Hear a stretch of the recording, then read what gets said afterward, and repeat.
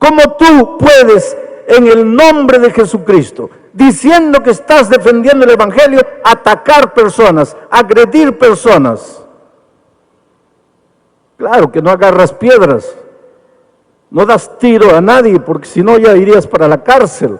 Pero a veces las palabras son peores que las piedras. Y ahora en este tiempo de redes sociales, es fácil sentarse en el computador, en el anonimato y agredir personas. Y en tu cabecita piensas que estás defendiendo el Evangelio. Eso no combina con cristianismo. Jesús jamás haría eso. Y si tú eres un seguidor de Jesucristo, debes permitir que el Espíritu Santo reproduzca en tu vida el carácter tierno, manso y dulce del Señor Jesucristo. Pero entonces, ¿qué es lo que Judas está diciendo aquí?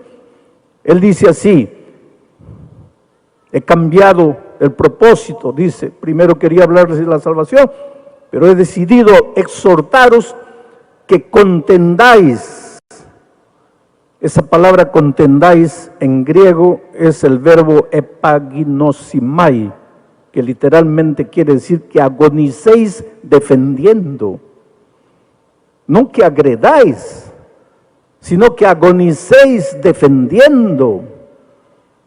Que estés dispuesto a morir por el Evangelio, pero no a matar por el Evangelio, no a agredir por el Evangelio, no a ofender por el Evangelio.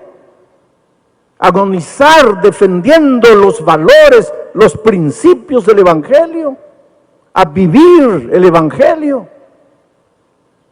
La mejor manera de defender el Evangelio no es con palabras, es con tu vida. Vive el Evangelio. No hay mejor argumento en favor del cristianismo que un cristiano transformado por el poder de Dios. Mahatma Gandhi, el líder hindú, decía, después de estudiar toda la doctrina cristiana, dijo algo terrible. Dijo, después de estudiar la doctrina cristiana, yo me volvería un cristiano, porque la doctrina es maravillosa. Yo me volvería un cristiano si no fuera por causa de los cristianos. Un cristiano que no ha sido transformado por la gracia de Jesucristo es el peor argumento en favor del cristianismo. Pero mi texto para esta noche no es ese. Eso ya vimos anoche. Dice, yo he decidido exhortaros que contendáis ardientemente por la fe que ha sido una vez dada a los santos. Porque algunos hombres han entrado encubiertamente, esa palabra encubiertamente en griego es la palabra metaschematizo, de donde viene nuestra palabra metamorfosis.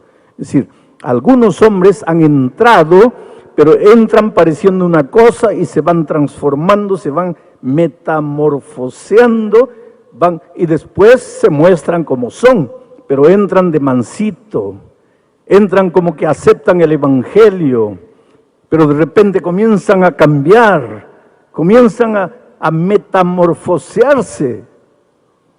Entran disimuladamente, dice, porque algunos hombres han entrado encubiertamente, metamorfoseándose. Y estos hombres desde antes habían sido destinados para esta condenación. Y miren cuál era el problema de ellos. Dos. Primero, estos hombres impíos convierten en libertinaje la gracia de nuestro Dios.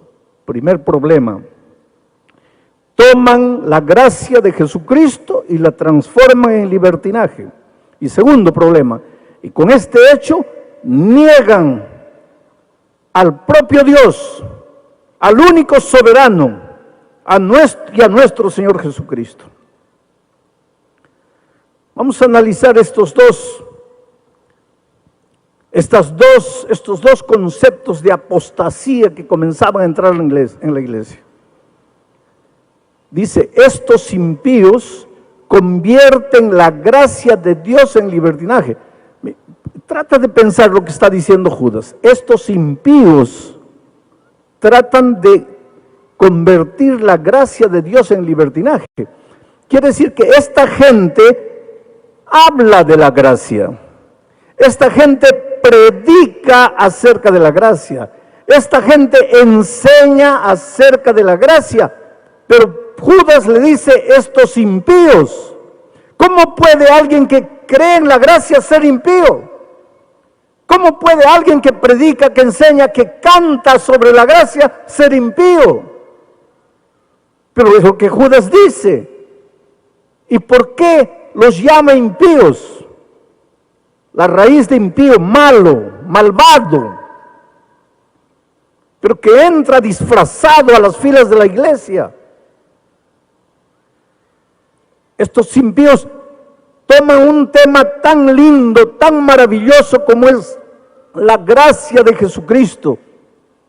¿Qué es lo que te enseña la gracia de Jesucristo? Hijo, no importa quién eres, no importa cómo vives, no importa lo que has hecho, ven a los brazos del Señor Jesucristo para nacer de nuevo, ven para que seas transformado. Pero ¿qué hacen estos impíos? Ellos te dicen así, ven, la gracia de Jesucristo es abundante. No necesitas hacer nada para salvarte porque Cristo lo hace todo. Tú puedes continuar viviendo en tu pecado, pero Dios es amor y como Dios es amor, ya estás salvo. Dios es amor, su amor no va a acabar nunca y como no va a acabar nunca, tú puedes continuar viviendo tu vida de pecado y vas a ser salvo, porque como Dios es amor, finalmente todos se van a salvar. La diferencia es bien sutil. La verdadera gracia de Cristo no es solamente gracia perdonadora, es gracia transformadora. Pero lo que estos impíos enseñaban es, la gracia de Cristo es permiso para que continúes viviendo como quieras vivir, porque Dios te ama tanto que de todas maneras te vas a salvar. Y querido, nunca como hoy hemos vivido en tiempos cuando la gracia maravillosa de Cristo ha sido transformada en libertinaje. Libertinaje no es libertad, porque la libertad demanda responsabilidad, el libertinaje no. El libertinaje es hacer lo que tú quieres, vivir como tú quieres, andar como tú quieres y por donde tú quieres. Eso es libertinaje. Libertad está ligada a la responsabilidad. Nunca como en nuestros días se ha defendido tanto la gracia de Cristo en el sentido de que puedes vivir como quieras, puedes hacer lo que quieras. Es por eso que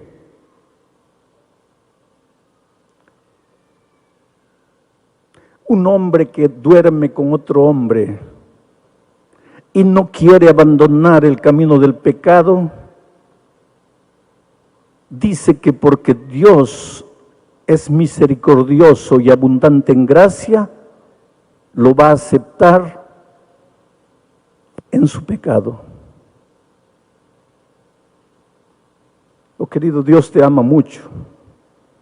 Y te digo una cosa, no hay pecado que puedas haber cometido en la vida que Dios no te pueda perdonar.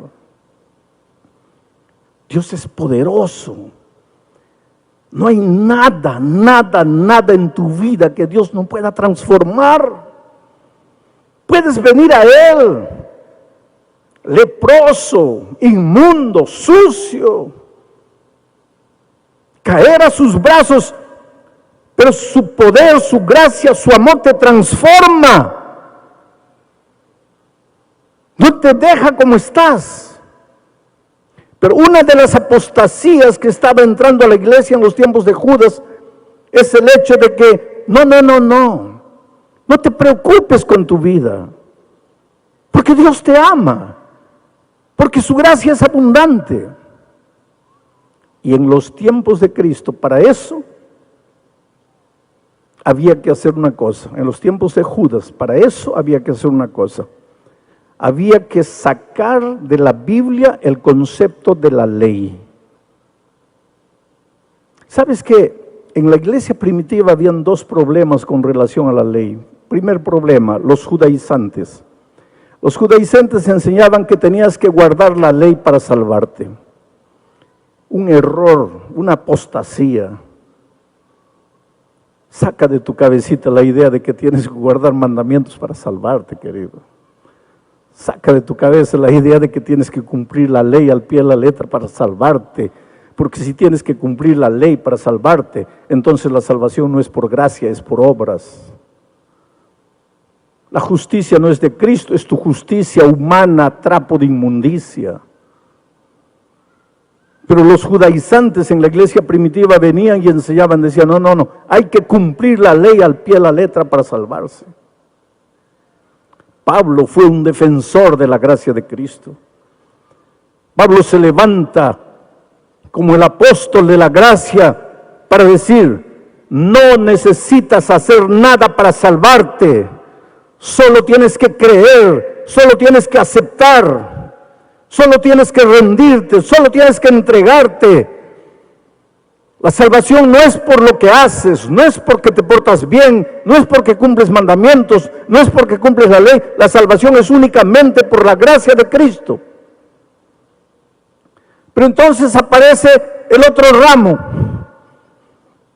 y dice así, somos salvos únicamente por la gracia de Cristo, ya no necesitamos ley.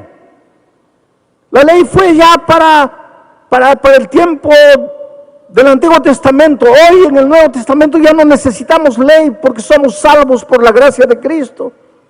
Pero querido, te digo una cosa esta noche. Somos salvos únicamente por la gracia de Cristo. Esa es una de las verdades más cristalinas de la Biblia. Pero porque somos salvos por la gracia de Cristo, la ley no deja de existir. Inclusive porque el apóstol Juan, aquí en Juan, capítulo 3, versículo 4, mira lo que dice. Todo aquel que comete pecado, infringe también la ley. Porque el pecado es la infracción de la ley. Ahora, si después de Cristo ya no existe ley, ya no existe pecado, porque el pecado es la infracción de la ley. Y si ya no existe pecado, ¿para qué gracia? Ya no tiene sentido la gracia. La gracia tiene sentido porque existe pecado. Y el pecado existe porque existe la ley. Porque el pecado es la transgresión de la ley. Ahora, Juan no dice que te vas a salvar guardando la ley. En absoluto. La salvación es únicamente por la gracia de Cristo. Pero la ley continúa en vigencia. No tengas miedo de la ley. Si esta noche viniera Jesucristo y te preguntara, hijo, ¿me amas? ¿Cuál sería tu respuesta? Sí, Señor, tú sabes que te amo. Y entonces Él te diría, entonces, si me amáis, guardad mis mandamientos. Él no te está diciendo, para que te salves, guarda mis mandamientos. Él dice, si me amas, guarda mis mandamientos. La obediencia no es un requisito de salvación, porque la salvación es por gracia. La obediencia es una expresión de amor. No te atrevas a decir que amas a Dios si quieres continuar andando en tus propios caminos. No te atrevas a decir que Jesús es lo más lindo que sucedió en tu vida si no estás dispuesto a obedecerle. Oh querido, Dios te ama. ¿Sabes por qué Dios no aprueba el pecado? Y hay una cosa que tenemos que entender esta noche. Una cosa es el pecado y otra cosa es el pecador. Voy a repetir, una cosa es el pecado y otra cosa es el pecador. Jamás queriendo combatir el pecado, combatas al pecador. Jamás queriendo reprobar al pecado, repruebes al pecador. El pecado es lo más sucio, lo más inmoral y lo más opuesto al carácter de Dios. Pero el pecador es el ser más precioso a los ojos de Dios. No golpees al pecador queriendo golpear al pecado. Y te voy a decir algo más. Cuando Cristo venga por segunda vez, viene a destruir al pecado. Viene a colocar un punto final al pecado. No viene a destruir a los seres humanos. Pero pastor, ¿los pecadores no serán destruidos? Te voy a explicar. ¿Quién es el pecador? El que se agarra al pecado. ¿Qué es el pecado? La transgresión de la ley. Pecador es todo aquel que está agarrado al pecado. Ya vimos la primera noche que la Biblia es un libro de llamado. Dios te llama. ¿De dónde te llama? De aquí, del territorio del pecado. Te llama para el territorio de la vida. Ven, ven, ven. Venid a mí todos los que estáis trabajados y cansados. ¿Cansado de qué? Cansado de luchar, luchar sin poder. Cansado de intentar sin alcanzar. Cansado de sufrir. Ven, ven, ven. El Evangelio es la buena noticia de que hay solución para tu vida. Sal del territorio del pecado, ven. Dios no te puede tomar por la fuerza y arrancar del territorio del pecado. Tú tienes que querer, tú tienes que decir sí. Jesús te llama y te dice, ven, ven, ven. Hoy es el día de buena nueva, hoy es el día de salvación. Si oyeres hoy su voz, no endurezcáis vuestro corazón. Jesús te llama y te llama. Pero llegará un día en que Jesús va a venir a esta tierra para ponerle un punto final al pecado. ¿Y sabe por qué? Porque tú eres un hijo amado de Dios y el pecado te destruye, el pecado te hace sufrir, el pecado te anula, el pecado te paraliza, el pecado destruye tu familia. Tu hogar en este momento está destruido por causa del pecado. El pecado te mete en deudas, el pecado deforma tu personalidad, el pecado te esclaviza. Dios no te creó para ser esclavo, Dios no te creó para vivir endeudado, Dios no te creó para vivir prisionero de los vicios, Dios te creó para libertad, Dios te ama. Y como el pecado te oprime, como el pecado te destruye, Dios no acepta el pecado de manera ninguna. Porque tú eres lo más precioso que Dios tiene y el pecado te destruye. Por eso Dios dice, ven, ven, ven. Pero un día va a tener que colocarle un punto final a la historia del pecado. Y cuando ese día venga y la ira de Dios sea derramada, será derramada sobre el pecado. Y los únicos seres humanos que serán destruidos serán aquellos que se agarraron con uñas y dientes del pecado y no lo quisieron soltar. Tú no tienes que tener miedo de los juicios divinos, porque hoy es el día de buena nueva. Dios te llama, te llama, te llama. Dios te suplica. Dios dice, aquí estoy a la puerta de tu corazón y te llamo. Si vienes a mí, entraré. Si me abres la puerta, entraré, viviré contigo. Oh queridos, ¿cómo entender que la gracia de Cristo no es licencia para pecar? ¿Cómo entender que la gracia de Cristo cuando llega a tu vida no te libra solamente del peso, de la culpa de tu vida pasada, sino que te liberta de las cadenas del pecado? Y entonces quedas como una paloma libre para volar, volar, volar por los horizontes sin fin. Si tú crees en la gracia perdonadora y transformadora de Cristo, esta noche puedes haber entrado aquí arrastrándote en tu pecado, amarrado a corrientes de vicios, de hábitos que te destruyen, amarrado a sentimientos de los cuales no te puedes libertar, amarrado a pensamientos inmundos que te perturban de día y de noche. Puedes haber entrado aquí arrastrando la lepra de tu pecado, pero el Señor Jesucristo esta noche está en esta arena y se mueve soberano en la persona de tu Espíritu Santo y llega cerca de ti y dice: hijo, si quieres yo te puedo libertar, si quieres yo te puedo curar, si quieres yo te puedo salvar.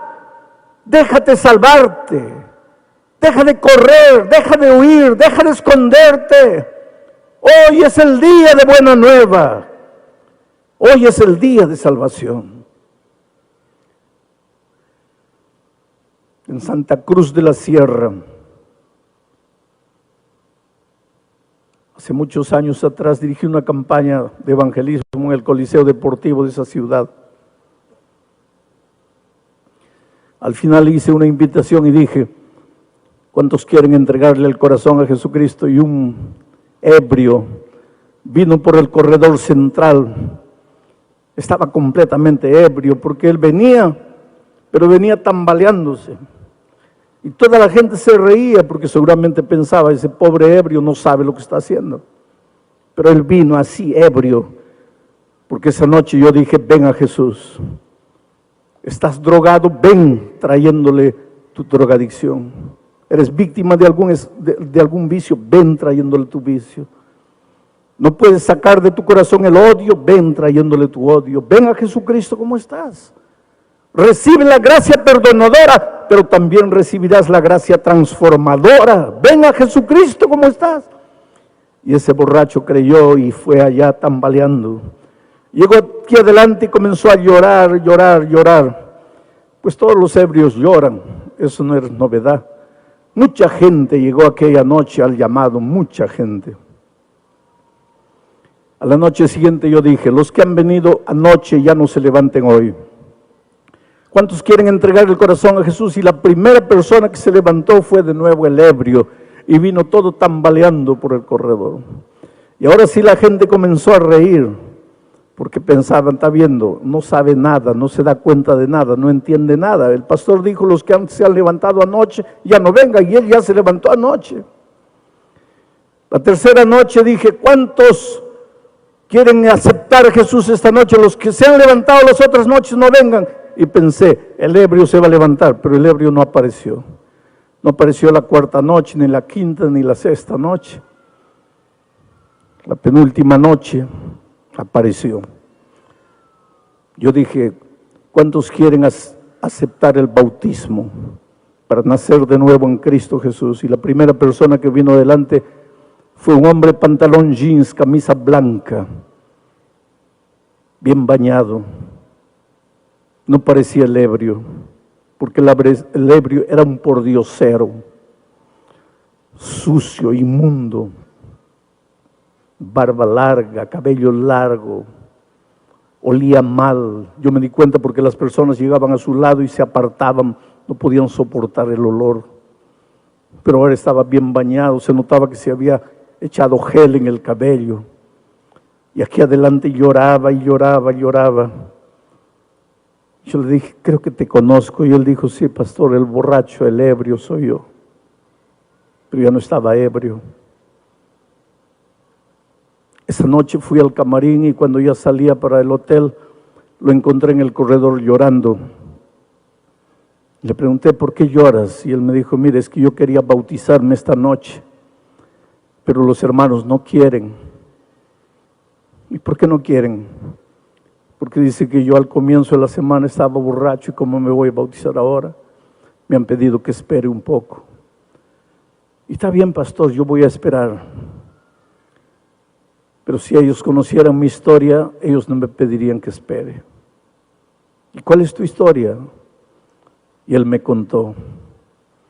Con 20, 21 años, era ingeniero de minas de una de las más grandes empresas mineras allá de Bolivia. Se casó, fue a la luna de miel. Cuando estaba regresando, sufrió un accidente de tránsito, cayó, murió la esposa, él salió vivo. Y él contándome la historia lloraba y decía: pastor, yo maté a mi esposa, una joven de 20 años, en la flor de la vida.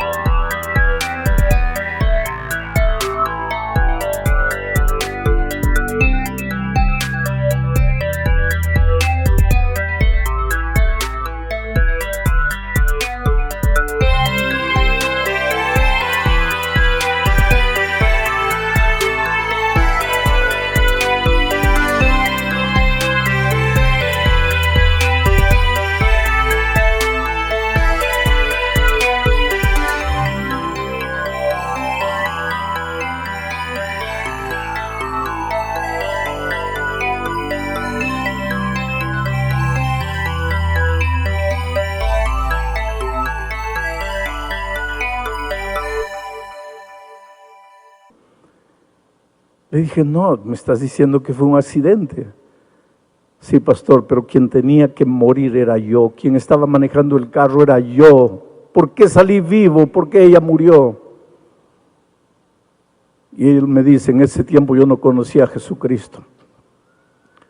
Yo, querido, yo te pregunto, cuando el dolor de esta vida llega, porque el dolor llega, a veces el dolor de esta vida te golpea aquí en el hígado, te deja sin poder respirar. Cuando un hijo muere, cuando pierdes el empleo, cuando te dicen que estás con cáncer, cuando te dan solo 2 meses de vida, cuando el dolor te llega. Y si tú no tienes a Cristo, ¿qué haces? Pues él me dijo: pastor, en ese tiempo yo no tenía a Jesús. Entonces comencé a beber para olvidar mi dolor, beber. En 6 meses perdí el empleo. Bebía todos los días. Perdí la familia, perdí los amigos, perdí todo. Pastor, durante 30 años he vivido en la calle, haraposo, mendigo, pidiendo limosna para beber. 30 años sumergido en el vicio, durmiendo en los cementerios, durmiendo en la calle. Y la primera noche que entré aquí, yo no entré porque quería escuchar el evangelio, sino porque la puerta estaba abierta. Y a pesar que yo estaba borracho, entendí lo que usted dijo, que Jesús me ama, que Jesús podía transformar mi vida. Y cuántas veces yo, en las noches frías, levanté los ojos al cielo y dije: Dios mío, ¿para qué vine al mundo? ¿Para qué estoy aquí? ¿Para qué nací? Y ahora usted me decía que si le entregaba mi vida a Cristo, su gracia perdonadora sería también su gracia transformadora. Y yo creí, pastor, y por eso la primera noche, así ebrio, fui adelante. Y la segunda noche, ¿usted piensa que yo no entendí? Yo entendí. Usted dijo que no vinieran las personas de la noche anterior, pero es que la noche anterior, después de aceptar a Jesucristo, yo salí y continué bebiendo.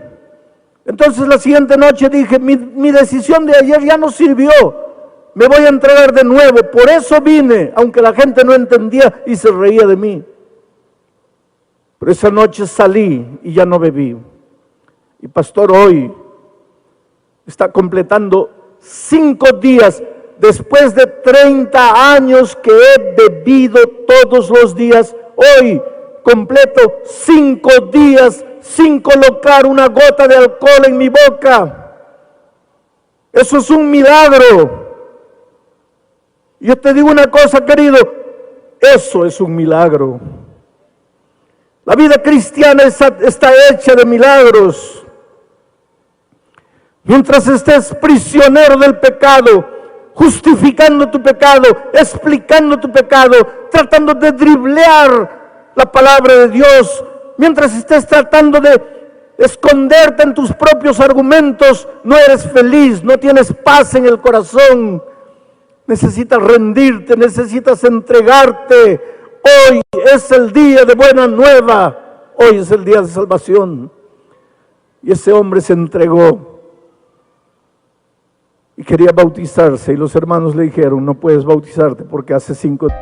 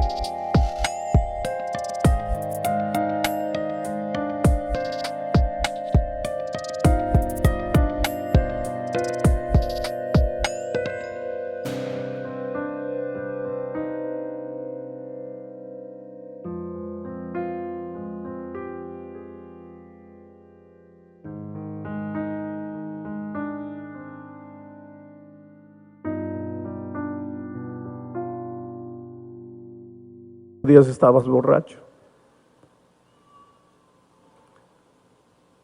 Había un hermano que estaba al lado escuchando todo y se acercó y lo abrazó emocionado y le dijo: hermano, perdóname, soy yo el que dije que no podías bautizarte, pero es que yo no conocía tu historia. Si tú quieres, puedes bautizarte. Yo te digo una cosa en el nombre de Jesús: no juzgues a las personas.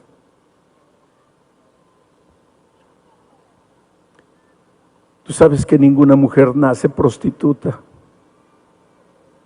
La vida la hace así. Nadie nace